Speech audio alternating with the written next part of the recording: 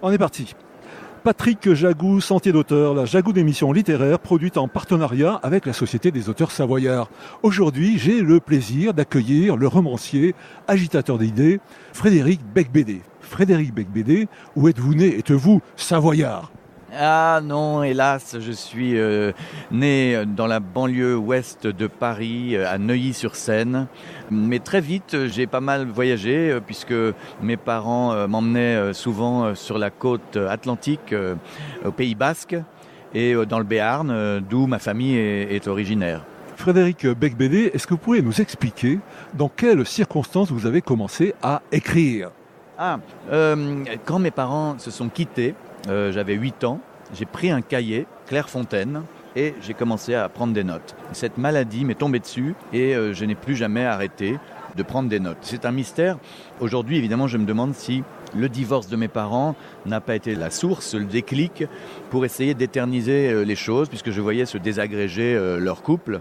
Alors, c'est une explication peut-être de psychanalyse à 2 balles, mais je constate une concomitance entre ce drame familial et le désir d'écriture.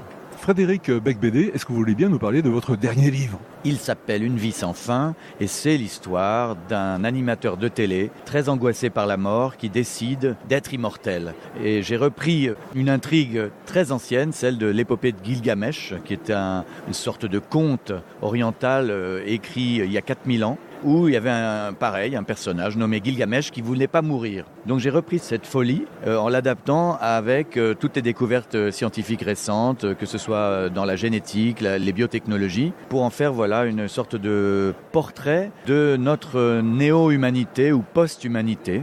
Aujourd'hui, nous sommes des individus égoïstes, narcissiques, qui fuient la mort dans les technologies. Et je voulais décrire ça.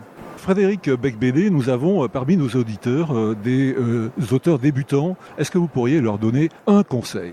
Le conseil que je donnerais, si on a envie d'écrire, c'est celui que Salinger donnait. Écris le livre que tu as envie de lire. Et ça a l'air bête, mais en fait, c'est très profond.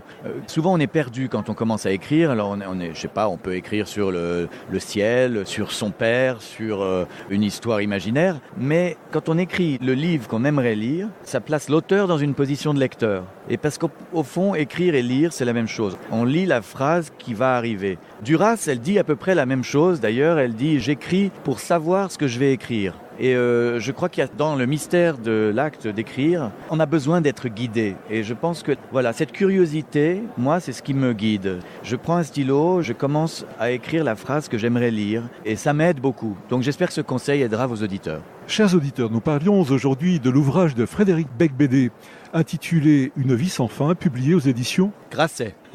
Frédéric Beigbeder, je vous remercie. Voilà, Sentier d'auteur, c'est fini pour aujourd'hui. Arvi les amis et à la semaine prochaine si ça vous dit. Merci beaucoup.